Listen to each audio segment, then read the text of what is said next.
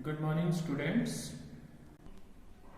Let's start your first flight book, and today we are going to start its first chapter, A Letter to God. This chapter is written by G.L. Flinders.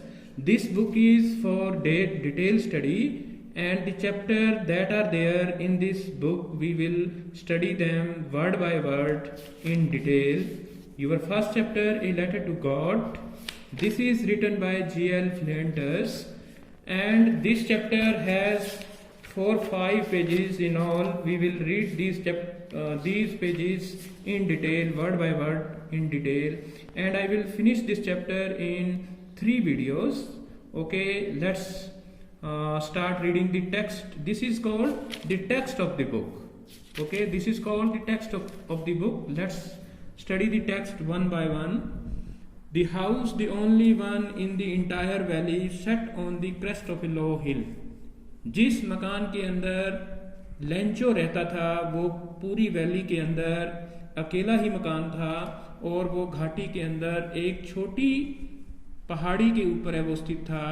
From this height one could see the river, और इस ऊंचाई से कोई भी व्यक्ति नदी को देख सकता था. And the field of the ripe corn, और पकी हुई फसल देख सकता था. डोटेड विद वाइट फ्लावर्स, और वहां पर सफेद रंग के फूल खिले हुए थे. That always promised a good harvest, और हार्वेस्ट होती है फसल, और वो एक अच्छी फसल होने का वायदा कर रही थी. The only thing the earth needed was a downpour.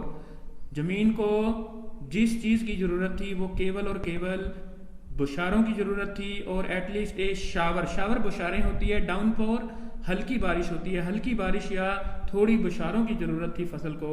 Through out the morning लैंचो, who knew his field immediately, had done nothing else but see the sky downward the northeast. सुबह से लेकर के लैंको है वो कुछ नहीं कर रहा था, वो केवल और केवल आकाश की तरफ देखे जा रहा था, उत्तर पूर्व दिशा की तरफ. Now we are really going to get some water women. Lencho ने अपनी पत्नी को कहा कि अब हमें पानी मिलने ही वाला है. The women who was preparing supper, supper होता है शाम का खाना, इवनिंग मील. जो औरत है शाम का खाना बना रही थी. रिप्लाइड, उसने जवाब दिया, यस गॉड विलिंग, अगर भगवान ने चाहा तो बारिश जरूर होगी. The older boys were working in the field, बड़े बच्चे हैं वो खेत में काम कर रहे थे. While the smaller ones were playing near the house until the women called to them all, और छोटे बच्चे हैं वो खेल रहे थे घर के पास ही जब तक कि औरत ने उनको आवाज नहीं लगा ली. कॉल्ड होता है बुलाना, देम किसके लिए आ रहा है, बच्चों के लिए. कम फॉर डिनर, और औरत ने बोला कि अब शाम का खाना है वो खाते हैं. It was during the meal that just as Lencho had predicted, और जैसे ही शाम हुई जैसा कि लेंचो ने अनुमान लगाया हुआ था, बारिश शुरू हो जाती है. Big drops of rain began to fall, और बड़ी बड़ी बूंदे हैं वो गिरनी शुरू हो जाती है. In the north east huge mountain of cloud could be seen, और उत्तर पूर्व दिशा के अंदर है वो बड़े बड़े माउंटेन्स जैसे पहाड़ों जैसे बादल है वो दिख रहे थे. अप्रोचिंग, आ रहे थे वो. द एयर वॉज फ्रेश, हवा है वो ठंडी थी. एंड स्वीट, और बड़ी ही अच्छी थी.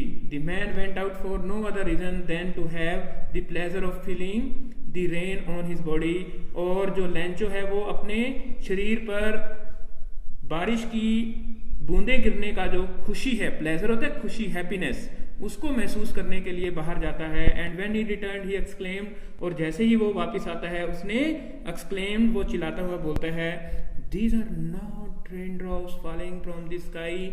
ये जो बारिश की बूंदे हैं, ये आकाश से गिरने वाली जो बूंदे हैं, ये बूंदे नहीं हैं. दे आर न्यू कॉइन्स, ये नए सिक्के हैं, ये पैसों की बारिश हो रही है. The big drops are 10 cent pieces, बड़ी बूंदे हैं वो 10 पैसे के सिक्के के मूल्य की हैं.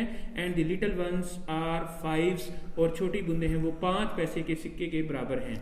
With A satisfied expression he regarded the field of ripe corn with its flower, और जब बारिश खत्म हो जाती है तो लेंचो ने अपने खेत की तरफ देखा, जो कि खेत है वो बारिश से लथपथ था.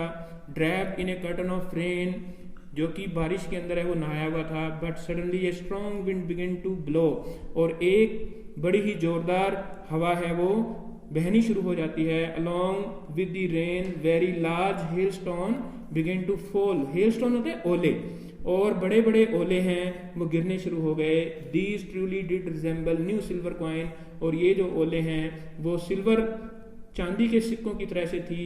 The boy exposing themselves to the rain, और बच्चे हैं वो बारिश के अंदर है वो चले जाते हैं बाहर। रैन आउट होता है बाहर चले जाना।